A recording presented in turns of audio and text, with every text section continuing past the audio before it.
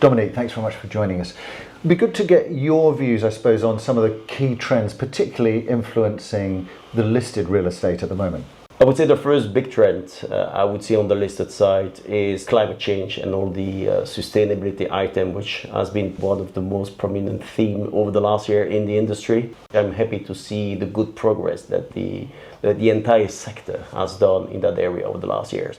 On the business side, it's been quite good, first of all, for us to see a recovery in the market in 2023 compared to 2022. Probably not the same pace as for private. So listed minus 37%, 22, private minus 5. Listed did plus 18% in 23 and private did minus 12. So both, I would say, tend to converge. Secondly, I would say we start to see more investors coming into the listed space, and even sometimes the traditional private equity firms who were, I would say, 100% concentrating their capital on the direct part of the market. So going into funds, going direct transactions, we start to see more and more those people coming in.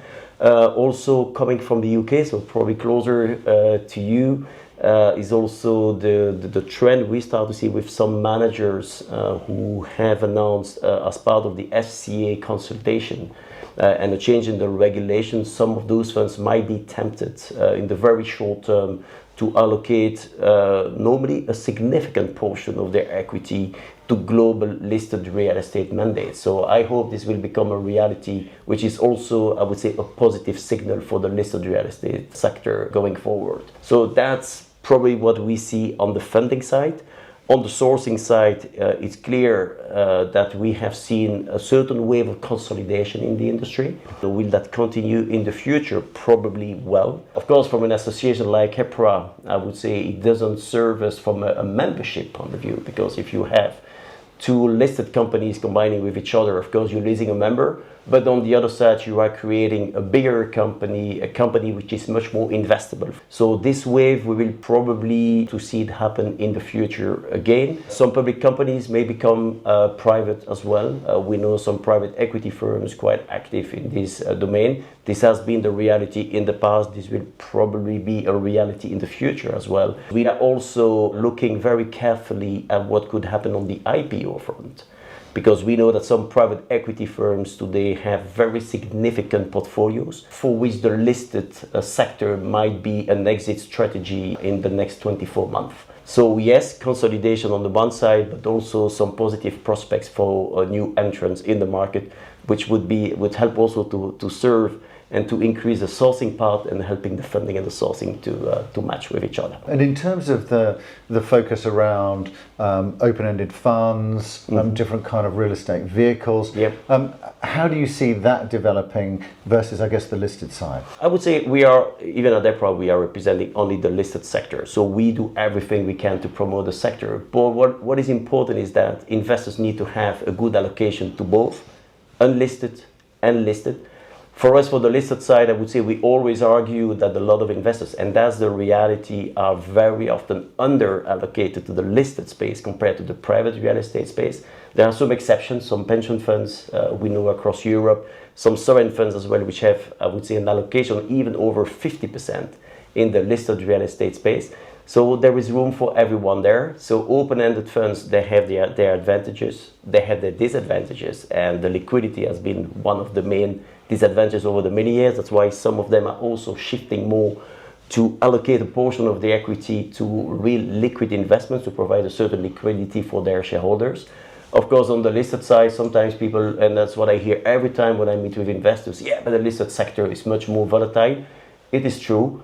But again, we are all investors in the real estate sector. We all know that the investment in real estate is a long-term investment, and in the long run, listed real estate has always outperformed private real estate. And you're as well, part of, I guess, a sort of global overview in terms of the REITs as well, with NAREIT in the US and also in Asia.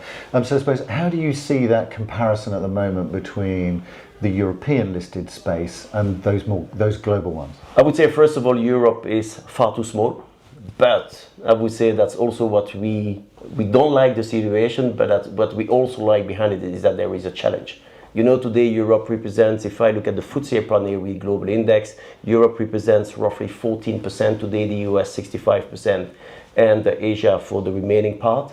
Going for 14% to 20% is a huge stuff, but if we were to do that in relative terms, we would increase it by 50%.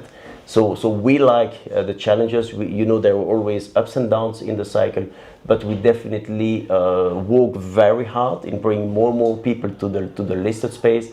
That's the first thing. Secondly, the US, and I mentioned that the US represents 65%. The US has definitely grown much more rapidly over the last 10 years, in particular on the new alternative sectors. Where we talk about data centers, about the towers, can talk about the healthcare, about life science, etc. So we do not have yet all those big vehicles in Europe, but again, there is room for growth. The healthcare, definitely over the last few years, we have some very good examples of companies which have grown in importance, but we are still not at the same size as one of the big US firms active in this domain. So that's more the healthcare sector. On the data center, yes, there are some players, there are some REITs in Europe active in this domain, but it's for a portion of their portfolio, which is not the case in the US. You go in the US, you see very large REITs active in data centers. Some of them have already organized a spin-off of their Asian portfolio. Maybe one day they will decide to do the same with their European portfolio, like we had many years ago in the logistics sector, and more in particular in the self-storage, where public storage decided to spin off their European portfolio by creating Shurgard in Europe. We would love to see the likes, for example, of a digital reality from the US spinning off its European portfolio like they did in Asia and create a large listed data centers vehicle in Europe. Yeah, very interesting to see that, I think. Thanks very much for joining us, Dominic. It's my pleasure. Thanks for having me, Richard.